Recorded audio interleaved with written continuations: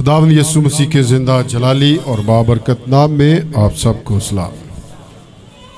पाक कलाम में से हम एक हवाला पढ़ेंगे। रोमियो के नाम पौलुस रसूल का ख़त, उसका 13वां बाब और उसकी 7वीं आयत, सफ़ा नंबर 150 पर। नए अहदनामा में सफ़ा नंबर 150, रोमियो के नाम पौलुस रसूल का ख़त, 13वां बाब 7वीं आयत। सब का हक अदा करो, जिसको खराज चाहिए खराज दो, जिसको महसूल चाहिए महसूल, जिससे डरना चाहिए उससे डरो, जिसकी इज्जत करना चाहिए उसकी इज्जत करो। पाक कलाम के पढ़े और सुने जाने पर खुदावंद की बरकत हो। खुदा का शुक्र। खुदावंद इस कलाम के वसीला से आज सुबह हमें बरकत और शिफा दे, आमीन। उसी में मेरे इज़्ज़ो पाक कलाम में से हमने पढ़ा कि सब का हक क्या करो, अदा करो। तो इसका मतलब हम में से हर एक के किसी न किसी पर किसी न किसी तरह हक हकूक जो है वो हैं, राइट्स जो है वो हैं। और सब का हक क्या कर दो, अदा कर दो। किसी का हक ना मारा जाए, वरना हक तलफी हो जाए, हक मारा जाए तो बाइबल मुकद्दस इसको भी अच्छा जो है वो नहीं समझती। क्या समझती है कि आप उसे अच्छा समझते थे हक मारा जाए। असं कहने साडा हक आ, हमने मेहनत की है और हम इस पर क्या रखते हैं, दिहाड़ी कट्टी जाए, खुशी होती सन बड़ी। हम कहते ये हक था हमारा, नजायज़ पैसा जो है वो काटा गया है। तो बाइबल कहती सब का हक क्या करो, अदा करो। बेवाओं का हक जो है वो उनको मिलना चाहिए कि बेवाओं का हक मार लो, बेवों को भी हक जो है वो उनका मिलना चाहिए। यतीमों का हक जो है वो भी क्या करो, अदा। हक सब का हक, जब लफ्ज़ सब आ गया तो इसमें कोई भी ऐसा जो है वो नहीं है जो इस कैटेगरी में ना आता हो। जिसको खराज चाहिए उसको खराज दो। यीशु मसीह का जो कैसर का है वो कैसर को तो मना तो किया ही नहीं खुदा ने, भी टैक्स ना दो। जिसको खराज चाहिए उसको खराज दो, और जिसको महसूल चाहिए उसको महसूल, और जिससे डरना चाहिए उससे डरो, और जिसकी इज्जत करना चाहिए उसकी इज्जत भी करो। ये हम सीख रहे हैं कि किससे डरना चाहिए और किससे जो है वो नहीं डरना चाहिए। और आज जो तीसरी बात हम इसके साथ ऐड करेंगे कि जो लोग खुदा से डरते हैं उनके लिए बरक़ात भी है। हालेलुया। यानी अगर डरेंगे खुदा से, खुदा की ऑनर करेंगे, तो हमारे लिए खुदा ने बेशुमार बरक़ात या रिवार्ड या इनाम या अजर देने का भी क्या किया हुआ है, ऐलान किया। मिलेगा आपको। हालेलुया। किन को मिलेगा ये सब कुछ? जो खुदा से डरते हैं या डरते हैं या डरेंगे। तो खुदा से डरना क्या है? हाँ जी, खुदा से डरना क्या है कि जो कुछ भी खुदा कहे उस पर क्या करना है, अमल करना। ये है खुदा से डरना। खुदा से डरना ये नहीं है कि हम कहें मैं खुदा से बहुत डरता हूँ लेकिन करदा मैं अपनी मर्जी। तो ये डरना है? ये कोई डरना नहीं है। तो डरना यही है, अगर खुदा कहता है बुत परस्ती छोड़ दो, तो बिल्कुल डेफिनेटली बात है कि अगर हम खुदा से डरने वाले हैं तो फिर हम बुत परस्ती को क्या कर देंगे, छोड़ देंगे। अगर खुदा कहेगा जादूगरी छोड़ दो, मना है, ये जायज़ नहीं है, तो क्या हम जादूगरी में पड़े रहेंगे या जादूगरी छोड़ देंगे? अगर हम खुदा से डरने वाले हैं तो जो चीज़ खुदा की पसंद है वो हमारी पसंद होगी। जिसको खुदा लाइक करता है उसी को हम लाइक करें, जिसको खुदा पसंद नहीं करता उसको हम भी पसंद जो है वो नहीं करेंगे। तो जो खुदा से डरता है वो जादूगरी की तरफ जो है वो नहीं जाएगा। क्या जाएगा? नहीं जाएगा। तो इसलिए किससे डरते रहना चाहिए? फिर खुदा से ही डरते जो है वो रहना चाहिए।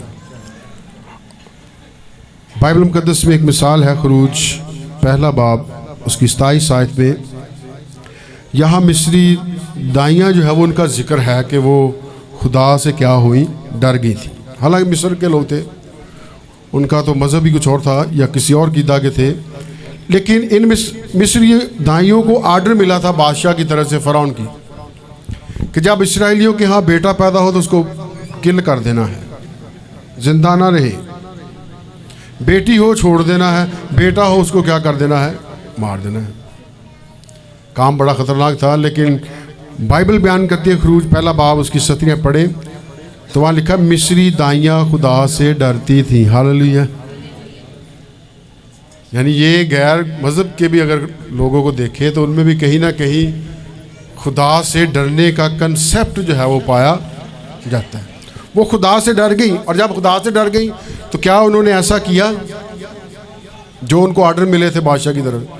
हालांकि बादशाह की बात ना मानना भी तो सजाए मौत ही है, लेकिन वो किससे डर गई, वो खुदा से डर गई। तो ये है खुदा से डरना, जो खुदा कहता है उस बात पर कायम रहना। क्योंकि खुदा कहता है तो किसी का खून ना कर। तो उन्होंने बच्चों के खून जो है वो नहीं किए, ना अपने हाथ उनसे आलूदा जो है वो किए हैं। फिर हमने इस बात को जाना था रोमियो 13वां बाब पहली और दूसरी आयत में, कि जहाँ हमें खुदा से डरना है वहाँ हमें हुकूमत वालों से भी क्या करना है, डरना है। रोमियो पहला बाब 13वां बाब पहली और दूसरी आयत को पढ़ेंगे। लिखा है, हर शख्स आला हुकूमतों का ताबेदार रहे, क्योंकि कोई हुकूमत ऐसी नहीं जो खुदा की तरफ से ना हो, और जो हुकूमतें मौजूद हैं वो खुदा की तरफ से मुकर्रर हैं। बस जो कोई हुकूमत का सामना करता है वो खुदा के इंतज़ाम का क्या है, मुखालिफ है, और जो मुखालिफ है वो सज़ा पाएंगे। जहाँ खुदा से डरते रहना है वहाँ और किन किन बातों में डरना है, हुकूमत वालों से भी क्या करना है, डरना है, उनकी भी क्या करना है, इज्जत करना है। बहुतियां गालां किन्हां नूं पैंदियां, लीडरां नूं पैंदियां नहीं। जितनी भी सियासी पार्टियां हैं, कोई गाल कड्ढन लगे सोच डरदा भी खुदा की तरफों हो, खुदा मैनूं कहंदे इज्जत करनी है। तो जब हम उसको गाली देते हैं तो क्या हम उसकी इज्जत करते हैं? क्यों जी? तो इसका मतलब गाली फिर जो है नहीं देनी चाहिए, क्योंकि बाइबल कहती है कि आला हुकूमतों के क्या रहो, ताबे रहो, उनकी क्या करो, इज्जत करो, क्योंकि ये किसकी तरफ से हैं हुकूमतें? खुदा की तरफ। और जो कोई हुकूमत का सामना करता है वो किसका सामना करता है? वो खुदा का। तो इसका मतलब हुकूमत वाले जो है, जो वक्त के हुक्मरान हैं, उनसे भी हमें डरते जो है वो रहना है। फिर रोमियो 13वां बाब 3री और 4थी आयत में लिखा है, हाकिम से डरते रहो। वाला पढ़ेंगे, क्योंकि नेकोकार को हाकिमों से खौफ नहीं बल्कि बदकार को। बस तू हाकिम से न डर रहना चाहता है तो नेकी कर, उसकी तरफ से तेरी तारीफ होगी, क्योंकि वो तेरी बेहतरी के लिए खुदा का खादिम है। लेकिन अगर तू बदी करे तो डर, क्योंकि वो तलवार बेफ़ायदा लिए हुए नहीं, और खुदा का खादिम है, उसके गज़ब के मुवाफ़िक बदकार को सज़ा देता है। ये जो हाकिम है, ये इनसे मुराद पिंड दा चौधरी हो सकता है, लंबड़दार हो सकता है, या कोई भी ऐसा मौतबर शख्स जो है वो हो सकता है। जहाँ हमें खुदा से डरना है, खुदा की इज़्ज़त करना है, हुकूमत वालों से डरना है, हुकूमत वालों की इज़्ज़त करना है, वहीं इनकी भी क्या करना है, इज़्ज़त करना। कोई पिंड दे चौधरी इज़्ज़त करता जी, कोई सलाम कर देता तो कोई सलाम नहीं करता। लेकिन इज़्ज़त इसी में है कि हम उसकी क्या करें, रिस्पेक्ट जो है वो करें। क्योंकि बाइबल कहती है तू हाकिम से डर। अब पुराने वक्तों में भी हाकिम होते थे, उनका भी काम फैसले करना, कौम के मामलात को निबेड़ना था। उस वक़्त नबी ये फ़राइज़ जो है वो क्या किया करते थे, सारा अंजाम दिया करते। पाक कलाम में मूसा का जिक्र है कि जब मूसा मुकर्रर हुआ जज, तो वो कौम के फैसले सुबह से शाम तक फैसले निबेड़ने में लग जाता है। कोई कहता है मेरी चीज़, कोई कहता है ये मेरी चीज़, किसी का कुछ झगड़ा, किसी का कुछ मामला, किसी का कुछ मामला। तो सारे मामला बटाने में ही मूसा का टाइम क्या हो जाता था, स्पेंड हो जाता। काम ये बुरा नहीं है, लेकिन इसमें भी बड़ी समझदारी की क्या है, ज़रूरत है। हिकमत के बगैर हम इंसाफ भी जो है वो नहीं कर सकते। तो इसीलिए सुलेमान जब हुक्मरान बना था तो उसने सबसे पहले जो चीज़ खुदा से मांगी थी वो क्या मांगी थी? खुदावंद हिकमत दी। और हिकमत ऐसी चीज़ है जो ज़ोर से क्या है? बेहतर। ताकत ना भी लाओ, हिकमत है तुहाडे को, तो बगैर ताकत तो भी तुहाडा काम होंदा जाएगा। हालेलुया।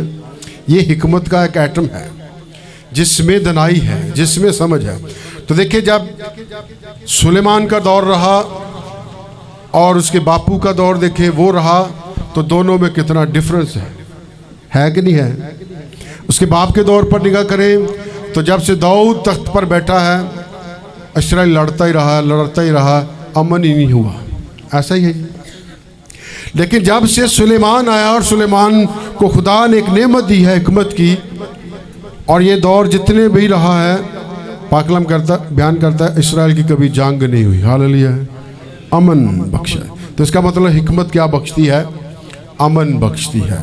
कि किस तरह हमें दूसरों के साथ, दुश्मनों के साथ अपने तल्लुकात को भी क्या रखना है? अच्छा जो है वो रखना। क्योंकि हिकमत ज़ोर से बेहतर, ज़ोर नहीं काम बनते, हिकमत से क्या बनते हैं? काम जो है वो बनते। तो दनाई से, हिकमत से चलने की क्या है? ज़रूरत है। तो इसलिए हिकमत, हम बात कर रहे हैं कि हिकमत से इंसाफ किए जाते हैं, फैसले किए जाते हैं। जहाँ हिकमत ना हो, दनाई ना हो, उतो झगड़ा ख़त्म ही नहीं हो सकता। आज दुनिया में झगड़े फसाद किस लिए हैं? इसी वजह से होते हैं। अब वड्डे का इन्ना ख्याल करते तो मेरा ख्याल नहीं करते, नाइंसाफ़ी होगी। उन्होंने जगह देती तो मैनू जगह नहीं देती, नाइंसाफ़ी होगी।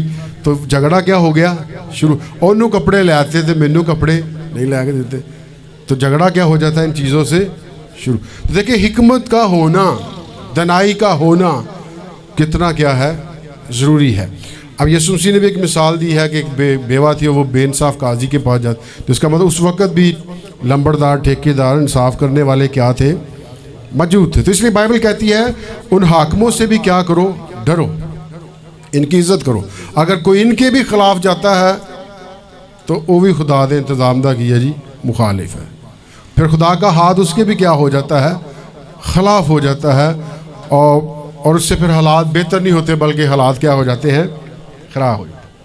लेकिन हाकम एक चीज़ से मान जाता है। सुलेमान हिकमत से ये बात कहता है कि अगर तू चाहता है हाकम तुझसे राज़ी हो जाए तो तहम्मुल कर। एक बात कहता है कि तहम्मुल करने से हाकम क्या हो जाता है? राज़ी हो जाता है। अगर आप हाकम को राज़ी करना चाहते हैं कि हाकम मान जाए साड़ी गल थे, राज़ी हो जाए, तो फोर्स लगाने की ज़रूरत नहीं है, ताकत से उसका मुकाबला करने की ज़रूरत जो है वो नहीं है। कैसे हाकम राज़ी हो जाता है? बाइबल क्या कुलिया बयान करती है? तहम्मुल कर रहे हो, सब्र कर लें। सब्र से आप हाकम को क्या कर लेंगे? ज़ोर से नहीं आप कर सकते, ज़ोर जमाई से आप हाकम को राज़ी नहीं कर सकते। तो तहम्मुल करने से हाकम क्या हो जाता है? राज़ी हो जाता है। और लिखा है gentle tongue breaks the bone, यानी कि नरम ज़बान जो है वो हड्डी को क्या कर देती है? तोड़ देती है। हमारी ये जो ज़ुबान है, इसका इस्तेमाल भी जो है वो हमें आना चाहिए, बहुत नरम होना चाहिए। ऐना कैंचियों को चल दिए हुए। ज़बान पर काबू किसी का नहीं है। बाइबल कहती है ये किसी के काबू में नहीं है, लेकिन इसको काबू में करने की क्या है? ज़रूरत है। वरना आपका गुस्सा, आपके अल्फाज, ये उलमा का कहना है, जो रिसर्चर हैं जिन्होंने बाइबल से रिसर्च किया है, आपको कब्र तक ले जाएंगे। ठीक है या गलत है? आपका गुस्सा अंदरों ही निकलना ना, तो उसका इजहार कहाँ से होना है? वरना गुस्सा अंदर है, आप दलेर हैं, बाहर आएगा गुस्सा तो आपको कहाँ तक ले जाएगा? कब्र तक ले जाएगा। तो देखिए, फिर ज़बान का इस्तेमाल भी जो है वो कितना पोलाइट, सॉफ्ट जो है वो होना चाहिए। बस जितनी बात है उतनी करें, ज़्यादा बात करने की ज़रूरत जो है वो नहीं है। ये भी बहुत कंट्रोलेबल हो चाहिए। जहाँ हाकम से डरना है, नरम ज़बान का इस्तेमाल करना है, वहाँ इफ्सियो 5:33 में एक और, बीवी शोहर से डरती रहे। खुदा से डरना है, हुकूमत वालों से डरना है, उनकी इज़्ज़त करना है, हाकमों से डरना है, उनकी इज़्ज़त करना है। तो इफ्सियो 5:33 आयत में खुदा का बंदा पौलुस कहता है कि बीवी शोहर से क्या हो? डरती है। किन्नियां बीवियां जड़ियां अपने बंदियां तो डरदियां, कैंची वांगू चलदियां ज़बानां हैं जी, ज़बान तो नहीं कंट्रोल होंदा, एड्डी एड्डियां ज़बानां इन्हां दियां।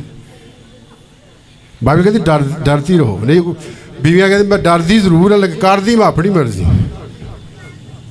जो मर्जी तो कितने बाजार चली जाती, जो मर्जी कितने हैन चली जाती, मैं डरदी बहुत, इज्जत मैं बहुत आदमी बंदे की करदी, पर करदी मैं घर च अपनी मर्जी। तो बीवी शोहर से क्या रहे, ये खुदा का कलाम कहता है। घर का माहौल बेहतर रहे, झगड़ा ना हो, नाइंसाफ़ी ना हो, बदनुमानी ना हो, बीवी शोहर से क्या हो, डरती रहे। इसको भी नरम ज़ुबान चलाने की क्या है, इसका इस्तेमाल कर सकते हैं। नरम ज़ुबान, जितनी सॉफ्ट नरम ज़ुबान कहेंगे आपकी बात उतनी ही मानी जाएगी, आपकी उतनी घर में क्या होगी, इज़्ज़त। जितनी ये तेज़ होएगी वो तो ज़्यादा रिएक्शन आप पर जो है वो आएगा। आता है कि नहीं आता है?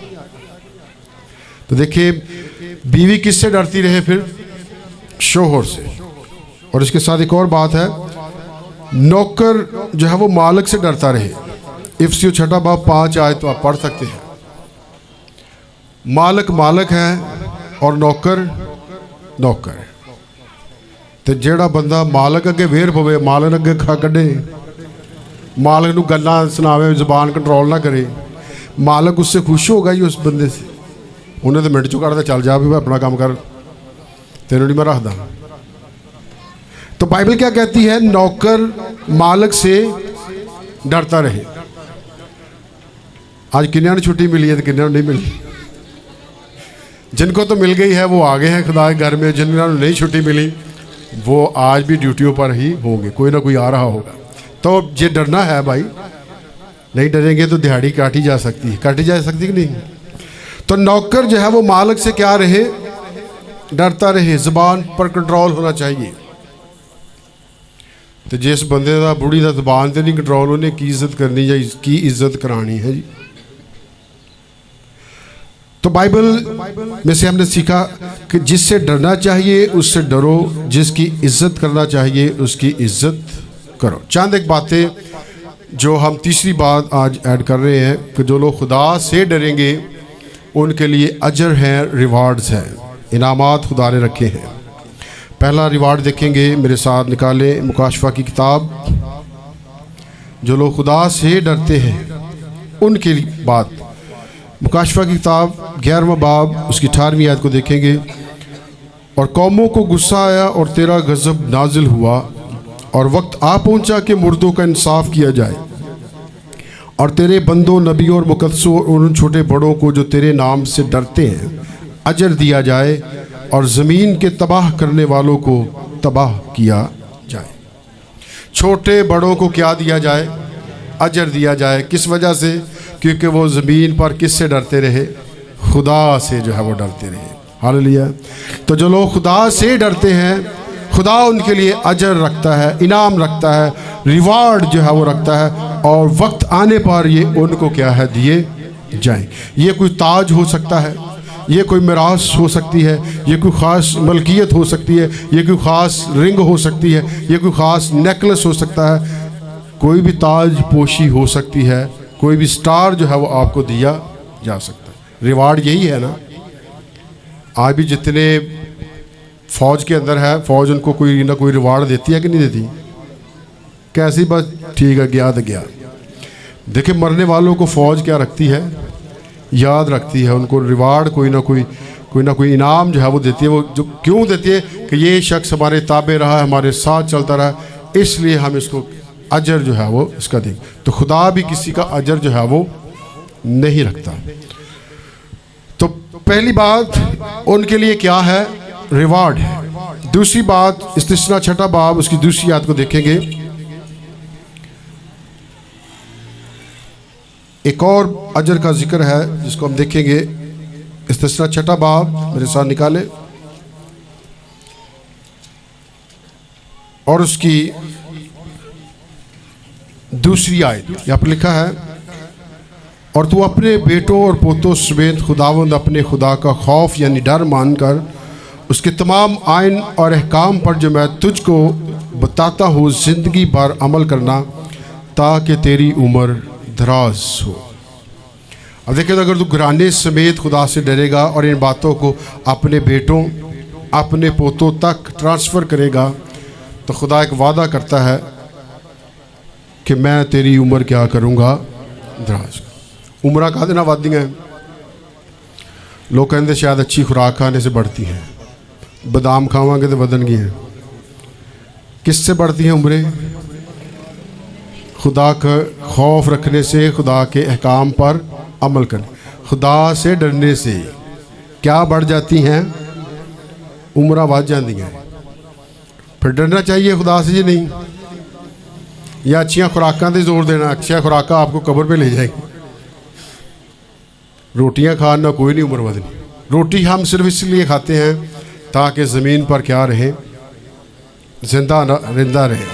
जिंदा रहने के लिए खाते हैं जी, कि जिंदा रहने लिए खाने हैं, दोनों ठीक। लेकिन हम इसलिए खाते हैं खुराक ताकि हम ज़मीन पर क्या रहे, जिंदा जो है वो रहे, बस। उम्रें इससे नहीं बढ़ती। उम्रें किससे बढ़ती है? खुदा की बातों पर अमल करने से, खुदा से डरने से और उसकी फर्मा बरदारी करने से क्या बढ़ जाती हैं? उम्रें बढ़ जाती हैं। हमारी उम्र की मियाद क्या है? कितने साल तक जिंदा रह सकते थे? 60-70, बस ये छोटा पीरियड है। लेकिन तूफान नूह से पहले देखें तो मियाद कई सदियां थी। आदम कितनी सदियां जीता रहा? 930 बरस, यानी 9 सदियां। 100 साल गुजर जाए तो एक सदी बनती है। आदम कितनी सदियां जिंदा रहा? 9 सदियां। कितनी उम्र थी? कितनी उम्र थी? 930 साल वो ज़मीन पर क्या रहा? जिंदा रहे। 9 सदियां और 30 साल। तो कितनी दुनिया उसने देखी होगी? उतनी हमने नहीं देखी जितनी आदम ने दुनिया को बढ़ते घटते उठते नीचे जो है वो देखा। फिर तूफान नूह के बाद जब तूफान आया तो खुदा ने उम्र कितनी कर दी, मियाद कितनी कर दी? अब इतनी नहीं उम्रें रहेंगी। ये तो ज़मीन बदी नहीं पर छड़ दे। जिन्नी देर जिंदा रहे चंगे काम तो करते ही नहीं, बदियाँ ही करते हैं, बुराई ही करते हैं। इनके ख्यालात तसव्वुर सदा बुरे हैं। और खुदा ने फैसला किया अब ये इतने साल जिंदा, इन्होंने 20 साल 120 बरस दिए, बस इतने ही जिंदा रहेंगे, जीवित रहेंगे। और फिर अभी जो मेरी मिसेस हवाला बता रही थी 70 या 80 वरे, ये दाऊद का है। 70 वरे थी, 80 वरे थी, आखिर नू फिर भी फना। ये उम्र की मियाद है। लेकिन अगर हम खुदा के साथ चले तो खुदा कहता मैं तेरी उम्र को क्या करूँगा? दराज करूँगा। ये 60-70 से भी ऊपर हो सकती है। जो 120 ठहराएगी इससे भी ऊपर जो है वो जा सकती है। कब? जब तू खुदा के साथ चलेगा। देखिए जो लोग खुदा के साथ चलते रहे, अगर उनकी ज़िंदगियों का मुताला करें तो बुढ़ापे में भी या उस स्टेज में भी आकर किसी बीमारी ने उनके बदन को छुआ जो है वो नहीं है। मिसाल देने लगा मूसा की। नबी अल मूसा 120 बरस का होकर खुदावंद में क्या हो गया? सो गया। और बाइबल बयान कर दी बुढ़ापे तक भी उसकी नज़र क्या रही है? सलाम। वरना नज़र खिसक जाती है। मैनू झोलाया नज़र आता जी, दो नज़र आने लग गए, या दूरों नहीं नज़र आता या नज़दीकों नहीं नज़र आता। लेकिन जब खुदा के साथ चलते हैं खुदा उम्र भी बढ़ाता है और किसी बीमारी को भी लागे आने या नज़दीक जो है वो आने नहीं था। इसलिए पाकला में लिखा बुढ़ापे तक मूसा काम में और कलाम में क्या था? कुव्वत वाला, कुव्वत रही। कुव्वत उसकी काम जो है वो नहीं हुई बुढ़ापे तक भी। तो खुदा ने उसकी बनाई को भी क्या रखा है? ठीक, बीमारी से वो क्या रखा है? महफूज। तो ये कब होता है? जब हम खुदा के साथ चलते हैं, हम अजर पाते हैं, हम उम्र की क्या पाते हैं? दराजी पाते हैं। एक और हवाला देखेंगे, खरूज पहला बाब 21 आयत मेरे साथ निकाले। खरूज की किताब पहला बाब 21 आयत। यहाँ पर लिखा है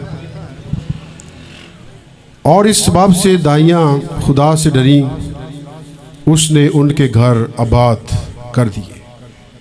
ये मिस्री दाइयाँ जिनका पहले भी मैंने जिक्र किया था, ये खुदा से डर गई थी। तो पाकलाम बयान करता है उनके घर खुदा ने क्या रखे? मिस्र में आबाद रखे, डिगन नहीं देते खुदा ने रखे। हालांकि आर्डर उनको क्या मिला था, बड़ा खतरनाक था कि ये करना है, कत्ल कर दो इनको, जो बच्चा इस्राएल में पैदा हो उसको मार दो। मूसा ने भी पैदा हो रहा है, मूसा भी मारा जाने से, लेकिन वो डर गई खुदा से, उन्होंने ऐसा नहीं किया। और अब उनकी इंक्वायरी हुई है, तफ्तीश हुई है, तो पाक कलाम बयान करता है और उस वापसी की दाइयाँ खुदा से डरी, खुदा ने उनके घर क्या रखे, आबाद। देखे बाद रहे, मिस्र के अंदर भी खुदा ने उनके घरानों को, उनकी फैमिलियों को, बच्चों को क्या रखा है, आबाद रखा। इसलिए हम ज़मीन पर आबाद रहे, शाद आबाद रहे, तो हमें खुदा से डरने की क्या है, ज़रूरत है। जिसको खराज चाहिए खराज दो, जिसको पैसा चाहिए उसको पैसा, और जिससे डरना चाहिए उससे डरो, और जिसकी इज्जत करना चाहिए उसकी इज्जत करो। तो किसकी इज्जत करनी चाहिए ज़्यादा? हाँ जी, किसकी इज्जत ज़्यादा करनी चाहिए? खुदा की। तो खुदा की हम कितनी इज्जत करते हैं? खुदा कहता अपने हिस्से में से हिस्सा दो। आज कहते नहीं नहीं, ऐ नहीं होना। कितने लोग हैं जी जो अपना हिस्सा खुदा को देते हैं? शाबाश, वेरी गुड। और जो नहीं देते, भी खुदा कहता अपने हिस्से जो हिस्सा दो। डरने का तो मतलब यही है कि जो कोई खुदा कहे वो करे ना। क्या हम खुदा का हिस्सा खुदा को देते हैं? यहाँ पर सवालिया निशान लग जाता है हम पर, है जी, क्योंकि हम कलाम सुनते हैं लेकिन उस पर अमल कहीं कर। 10वां हिस्सा कढ़ना मुश्किल है। पैसों में से चंदा का हिस्सा निकालना बड़ा क्या है, मुश्किल है। पैसों में से, पैदावार में से हदिया जान का हिस्सा निकालना ही बड़ा क्या हो जाता है, मुश्किल है। तो बाइबल कहती है जिसको खराज चाहिए उसको खराज दो, जिसको महसूल चाहिए उसको महसूल दो। जिसमें क्या, जिस कैसर का है कैसर को, और जो खुदा का है वो, तो खुदा दे हिस्से का थानू पता या नहीं पता? पता, लेकिन देना सी देना कोई नहीं खुदा। तो फिर हम किसकी इज्जत करते हैं जी? ये फैसला हम पर है। अगर हम खुदा से डरेंगे तो ये बरक़ात आपके लिए है, उम्र की दराजी आपको ही मिलेगी, अजर आपको ही मिलेगा, आपके घराने बाद रखेगा खुदा ज़मीन पर। अगर उन दाइयों के रखे जो नहीं भी डाले मिस्र, उन पर खुदा ने फजल किया है, तो वो फजल आप पर भी जो है वो कायम रखेगा, आप पर भी अपना हाथ जो है वो रखेगा। खुदावंद आप सबको बरकत दे।